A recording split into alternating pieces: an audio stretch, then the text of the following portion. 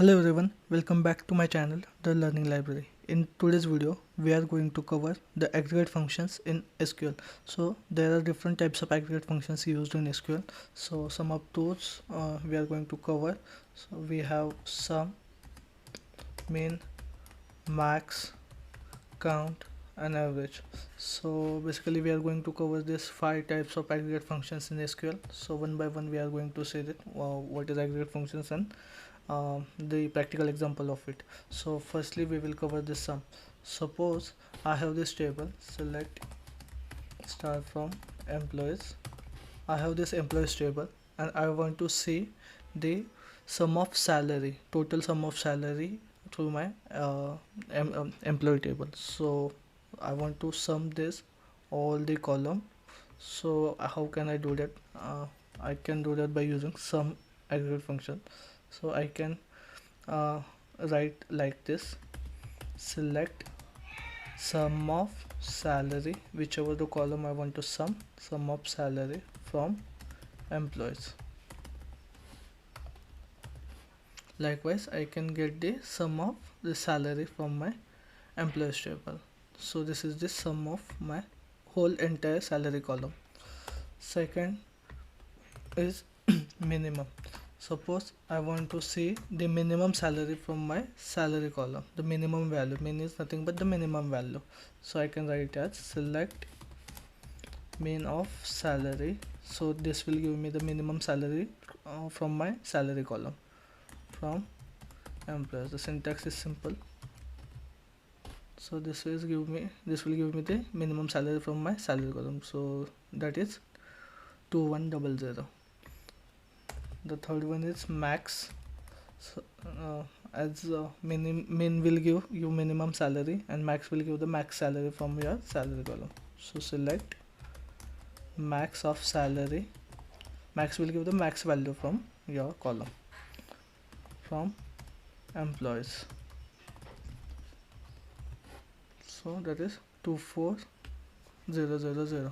This will be your max salary. Then if you want to count all the salary, so how many records are there in your column, so that you can do by using count. Select count of salary. Count will give you the total number of count or records present in that particular column or your table. So select count of salary from employees, that is 107.